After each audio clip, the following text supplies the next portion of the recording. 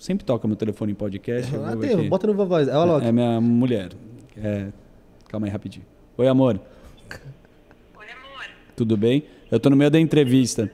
Só não fala nada sexual, pelo amor de Deus. Só pra te avisar que eu já tô chegando em casa. Ah, tá bom. Ótimo. Você pode me buscar?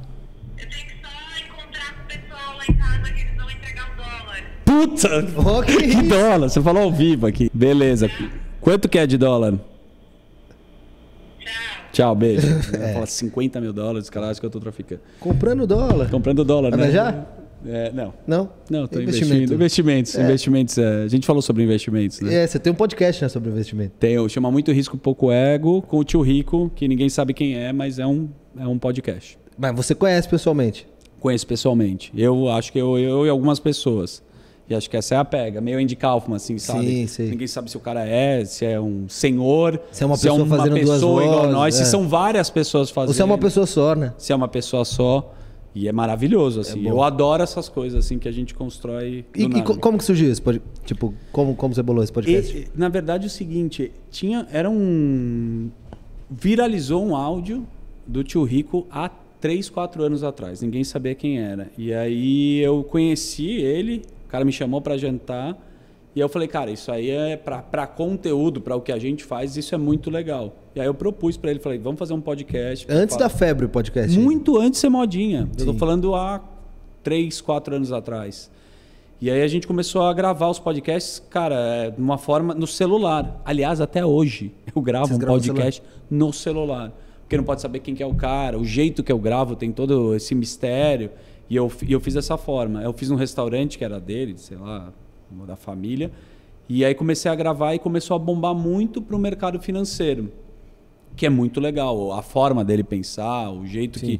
Eu acho que não é só a parte de investimento. Eu acho que é a linha de raciocínio do cara que eu consigo conduzir. Tem no Spotify, chama Muito Risco, Pouco Ego. Tem um nicho, obviamente, de mercado, mas eu acho que pega uma parte assim bem psicológica também, que eu adoro. Mas como é que você caiu nesse mundo, assim? Porque você está cada vez mais envolvido de investimento. Sempre foi uma parada de interesse seu? Você começou a estudar porque investiu? Alguém que você entrevistou? Alguém que chamou para um trampo? Cara, foi muito louco. Explodiu, né? A inteligência financeira. As pessoas estão muito mais interessadas nisso. A gente não aprendeu na escola, imagino. Eu não aprendi, eu acho que você também não. Virou também uma febre do cara falar arrasta para cima e ficar milionário, que é um perigo pra caramba. Tem um monte de pirâmide, tem um monte de picareta e tem que tomar muito cuidado. Mas eu comecei a me interessar também por esse movimento que foi, acho que com o tio Rico. E eu me conheci uns caras da XP, de banco, entender como é que funciona. E eu falei, cara, então, sei lá, pesquisar. A gente é muito bom para fazer isso. O nosso trabalho possibilita hoje você, ler um livro, se interessar para o que o cara fala e falar assim, tem uma técnica para fazer isso. Então, o cara investe a longo prazo, ele consegue diversificar. E para a gente que trabalha num circo, que a gente trabalha realmente, a gente nunca sabe. A gente ganha um freela sem nota. A gente é da turma do freela sem nota. Sim. Um cachê e um violão. Não é? E tá num negócio, o programa vai, acaba, faz o merchan, outro dia não tem, vai ali, não é muito instável, né? E esse dinheiro, ele some muito rápido. E se você não souber administrar, você tá ferrado. Então, assim, ter um padrão de vida mais baixo do que você precisa, às vezes... Acho que isso vem de uma origem também judaica, de criação de grana, que me ajudou bastante. Fez eu me interessar muito sobre isso. Não significa que eu virei um day trader, que eu sou um puta do investidor, mas eu sei fazer. Eu manjo. E aí eu entendi que tem muito a ver também... Eu vou dar um exemplo aqui. Olha a piração que eu vou entrar. A Jojo Todinho falou um puta absurdo na Fazenda. Presta atenção onde minha cabeça vai. Aquilo vai render cliques. Então a Jojo Todinho deu uma voadora em você no episódio lá ao vivo.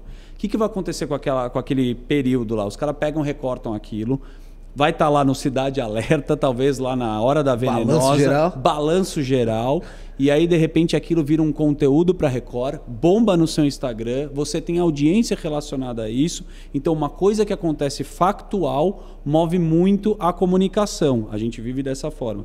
O mercado também acontece dessa forma. Quando o Trump, quando tem uma discussão do Biden, ou a gente está discutindo Lula ou Bolsonaro nessa polarização, vai mexer com o mercado. Isso daí vai ter uma oscilação. Quando você entende também o que a empresa funciona e você pode virar sócio de uma empresa, significa que você pode ser um investidor dela. Você fala, cara, então eu posso ser sócio do Google? Sim. Eu posso investir numa empresa internacional? Sim. Puta, por que na China os caras estão comprando soja? Eu nunca entendi de soja. Eu falei, não, mas é um mercado, tem commodity. Quando você entende de novo a relação do todo e como os caras fazem, você fala, então é assim que funciona. E aí você começa a proteger a sua grana. Eu não acho que tem mágica nisso daí. É porque é muito atraente o cara falar, você vai ficar milionário rápido. Tem gente que sabe fazer isso. A maioria, se você pesquisar, desses caras que operam, vendem e compram, são caras que, na base, eles perdem o dinheiro. Mas quem entende isso, que é esses caras do pensamento do Warren Buffett, que é de longo prazo, vai se dar bem. Tudo na vida. Sim. O tempo que você sentar sua bunda aqui, dedicação. Se dedicar e começar a entender, é isso. Isso me ajudou pra caramba. Eu só falei da Jojo Todinho, que eu não sei se você conseguiu entender, é que o mercado ele vai muito, às vezes... No que tá rolando. No que tá rolando. Isso muda totalmente o cenário. Por isso que tem essas oscilações. Com uma história que você está falando, política ou um cenário econômico e por aí vai. Deu para entender ou foi muita viagem? Não, deu para entender. E você fica antenado em tudo isso que é... Tipo, você é um cara de notícia? Não, porque eu não fico tradando, mas o que eu fico antenado é no que está acontecendo no mundo, que isso pode interferir para eu querer investir em alguma coisa. Por exemplo, comecei a entender de commodities. Falei, cara, cadeia que é horizontal, né? Vertical. O cara planta, o cara faz, ele vende, ele tem uma empresa. E isso é muito legal, né? Para você entender processo. Que a gente é produtor de essência. Sim. E quando você faz aqui, compra a tua câmera, sabe editar um negócio legal, põe no ar, vê o resultado, você vê que é uma cadeia que você faz as coisas. Quando você fala, cara, tem empresas que fazem dessa forma, legal. Começou a ter IPO, nem sabia o que era. Estou falando anos atrás. Falei, então uma empresa, ela vira... Ao invés, eu posso falar assim, me investe no meu podcast, você. Coloca uma grana aqui no que você... Eu quero investir no seu podcast. Quanto custa? Beleza. Então eu posso ser um investidor que você capta essa grana. De repente, seu podcast fica tão grande, tão forte, sei lá, do Joe Rogan, que ele fala, vou abrir capital. Então, quem quiser colocar uma grana nas ações do meu podcast, pode valer pra caralho daqui 2 anos. Você pode virar meu sócio com uma fração dessa parada. Agora, tudo é você sentar na janelinha. Você fica, você fala, caralho, eu podia ter feito isso, eu poderia ter feito... Cara, mas quanto de tempo isso te consome, por exemplo? Cara, eu não consigo te falar... Não tem uma resposta. Foram muito tempo, tipo, tentando entender como é que era. Então, mas, 4 anos... Você tira o quê? Uma hora do dia pra isso? Tiro 1 hora do dia. Umas 3, 4 horas. Porra, fico entendendo. Já mais que a rádio, cara. Mas são horários fracionados, entendeu? Eu vou ver o que está acontecendo. É que para o cara fazer isso, que é o day trader, que é o cara que pega, compra uma ação e vende rápido, não é a minha, nem sei fazer. Inclusive, é mais louco que eu vou te contar, eu nunca fui um cara da matemática, dos números, da exata. Eu nem gosto de números. Eu gosto de entender mais a alma, o processo. E isso, a cabeça ou a parte psicológica. Só que aí, cara, tipo, eu ficava olhando no celular e falava, entrava aqui, tem a bolsa de valor. Eu falei, que porra que é essa? E aí eu fui querer entender.